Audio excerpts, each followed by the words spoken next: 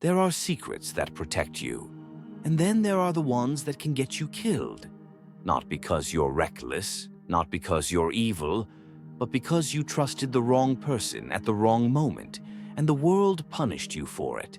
And I don't mean death by bullet or blade, though that happens too. I mean death by betrayal, by envy, by reputation, by slow erosion of your power until you become nothing more than a puppet in the hands of those you once tried to impress. If you think truth always protects you, you're not ready for this world. If you think honesty alone makes you good, you've already been disarmed. The Stoics never said, "Tell everyone everything." They said, "Speak only when it improves the silence." And sometimes the silence is the only thing keeping you alive. So today, we begin with what most people never say out loud. These are 7 secrets you should never share, not with strangers, not with friends, and sometimes not even with family. Not because you're hiding, but because you're protecting something sacred, your mind, your spirit, your future. And trust me, by the end of this, you'll realize exactly why these secrets are the most dangerous things in your life. So whatever you do, stay with me. Don't zone out. Don't scroll past, because the part that saves you might be the one you almost skipped. And if you're the kind of person who cares about protecting your peace, then yeah, you'll want to hear this through. Let's get into it. 1. Your long-term plans. The more you talk about what you will do, the less you end up doing. That's not just a motivational cliche. It's a psychological trap. Your brain releases dopamine when you tell others your goals. It fools you into feeling like you've already won. So you start relaxing. You slack off. And before you know it, the dream becomes a memory of a conversation that never turned into action. But there's something worse. People start aiming at it. See, when your vision is public, it becomes a target. Suddenly everyone's judging it, poking holes in it, mocking it. Some do it out of envy, some out of fear for you. But the result is the same. Now you've got friction where you needed fire. Seneca said, "It is not because things are difficult that we do not dare. It is because we do not dare that they are difficult." So dare in silence. Build in silence. Let the results be louder than your announcement, because not every seed can survive the sunlight. Some need darkness to take root. And here's the real kicker. Most people can't handle the version of you that's growing. They want the you they can recognize, not the you they'll be forced to respect. So they'll call your ambition unrealistic. Not because it is, but because it threatens the story they've settled for. Keep your plans sacred. Let your results do the speaking. 2. Your past mistakes. There's a difference between honesty and exposure, and most people don't know where the line is. They confuse confession with connection and end up bleeding in front of people who sharpen knives, not bandages. Let's be clear. It's good to take responsibility. That's power. That's Stoicism. But volunteering your past sins to anyone who'll listen? That's not courage. That's insecurity asking to be punished. We live in a world addicted to outrage. People aren't collecting your stories to understand you. They're collecting ammo. The more they know about where you've fallen, the more ways they'll try to keep you down. It's not personal.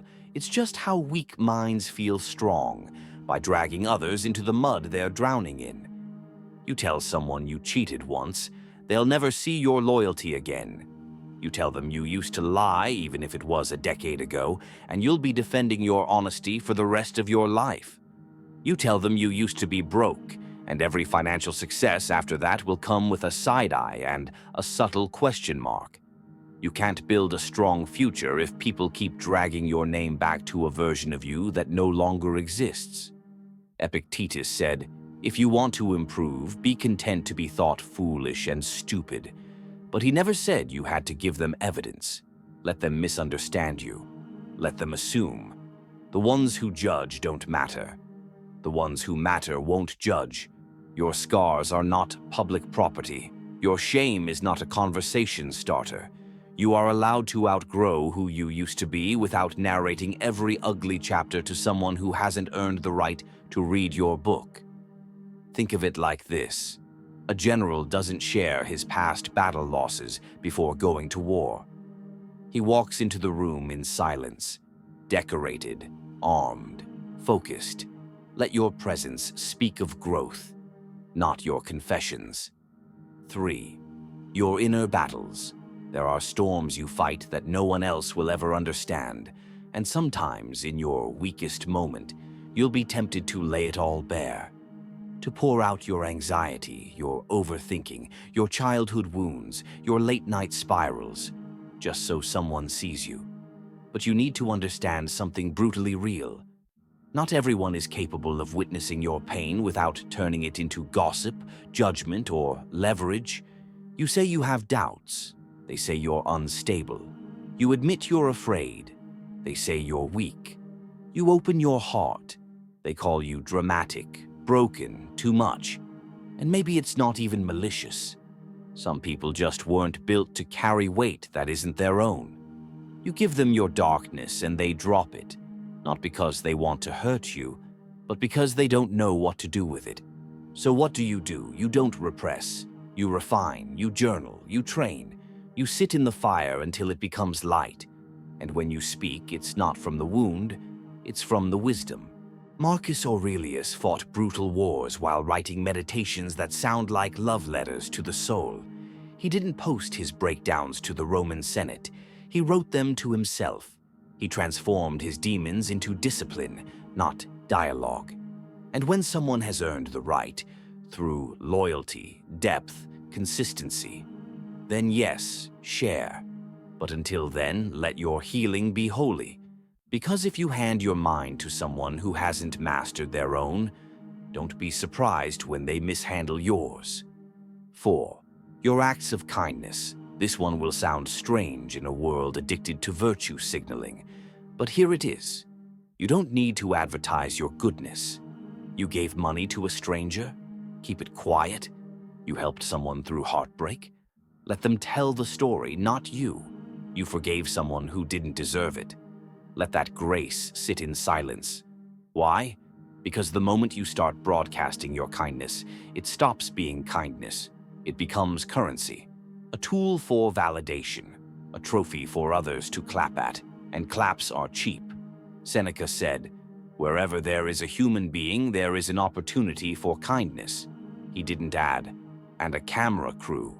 When you do good and no one sees it, that's when you know it came from the right place. And ironically, the more silent your compassion, the louder its echo in the lives you touched. But here's the deeper danger. The moment people know how kind you are, they start expecting it. They stop seeing it as grace and start seeing it as obligation. You become the strong friend, the always there person, the go-to emotional sponge. And the second you draw a boundary, you're suddenly cold, selfish, fake, because you gave too much too loudly. So protect your generosity. Give, but don't glow in it. Help, but don't hang your identity on it. You're not here to be a savior. You're here to be a human, disciplined, present, and whole. 5. Your long-term goals. There's a strange sickness in modern life. We treat plans like public announcements. We talk more about what we want to do than what we actually do, as if naming our goal is the same as achieving it. It's not. There is no reward for premature exposure. In fact, the more people you tell, the more resistance you attract. Not just from them, but from yourself. Because when you talk too much about your goal, your brain releases dopamine, the same chemical it would release if you actually accomplished it. You feel the illusion of progress without doing a single damn thing. That's self-sabotage disguised as motivation. But there's a deeper danger, and it's more sinister. People don't always hate your success. They hate your movement, because your motion reminds them of their stagnation. And if you tell them your vision too early, they'll try to paralyze you with doubt, fear, subtle sarcasm, or passive jabs. Oh, that's a bit ambitious, don't you think? You sure you've got what it takes? I mean, good luck, but don't get your hopes up. They'll say it with a smile, but that smile is a dagger with cotton around the blade. Even worse, they'll start keeping score. Every delay, every struggle, every misstep, suddenly you're not allowed to be human anymore. You're failing because you made the mistake of sharing your mountain before climbing it. Keep your ambition close to your chest like a blade in a cloak, not out of fear, but out of precision, out of respect for the sacred nature of vision. Epictetus said, "First say to yourself what you would be, and then do what you have to do." Notice he didn't say, "Tell everyone what you want to be." You want to build something lasting? Protect it from exposure. You want to master a craft, a business, a new identity. Starve it of external noise. Let it grow in the dark like a root system under soil, unseen but unstoppable. Because when it finally breaks through the surface, there won't be anything they can do to stop it. By the time they hear about your dream, it will already be a reality. You don't need applause. You don't need agreement. You need silence and discipline, and a mind that's too focused to be seduced by the sound of your own voice, bragging about something that hasn't happened yet. 6. Your financial situation. It doesn't matter how much you make. If people know it, they'll find a way to resent you for it, pity you for it, or use you because of it. There is no safe number. If you're broke, you'll be judged as lazy. If you're surviving, you'll be judged as ordinary. If you're thriving, you'll be judged as arrogant or greedy. Even if you've built everything from scratch, even if you bled for every dollar, people don't see the sacrifice, they see the result. And the moment you share it, you give them a weapon. Not because you're bragging, but because they're projecting. Money, to the unprepared mind, is not neutral. It's an amplifier. It turns quiet envy into loud judgment. It turns fragile egos into bitter parasites. They'll say you've changed, but what they mean is you've escaped the version of life they're still stuck in, and they can't handle it. So what happens? They start making demands. They assume you're comfortable, so now your success becomes their entitlement. Suddenly, you're expected to cover every bill, fix every crisis, carry the weight of their poor decisions. And if you say no, you're selfish. You forgot where you came from. You let money change you. You didn't let money change you. You let boundaries protect you. There's nothing spiritual about being poor, and there's nothing shameful about being rich. But there is something very stupid about making your financial life public in a world where most people don't know how to think clearly about money in the first place. Stoicism teaches detachment, not from wealth, but from the need to prove it. You can have power and still move like a shadow. You can have gold in your hands and dust in your mouth. That's how you stay free. Don't talk about how much you make. Don't talk about how much you lost. Don't flash what you've earned, and don't beg for sympathy when it's gone. Move like someone who's already paid the price and no longer needs to explain the value. 7. Who you trust. Most betrayals don't come from enemies. They come from people who said, "I got you," with a smile, while sharpening the knife behind your back. Trust is sacred, but if you hand it out like samples in a supermarket, don't be shocked when someone uses it like a coupon to get into your soul for free. You have to understand something brutal. People lie, not always because they're evil, but because they're weak. They want connection, but not responsibility. They want intimacy, but not loyalty. They want access without the price. So they'll say anything to make you lower your guard. And if you're not grounded, if you're not watching, if you're lonely enough to believe the first kind word you hear, you'll let in the wrong one. The kind of person who listens not to understand, but to collect. Who memorizes your story not out of empathy, but ammunition. They'll use your childhood, your fears, your dreams, and twist them the moment you step out of line.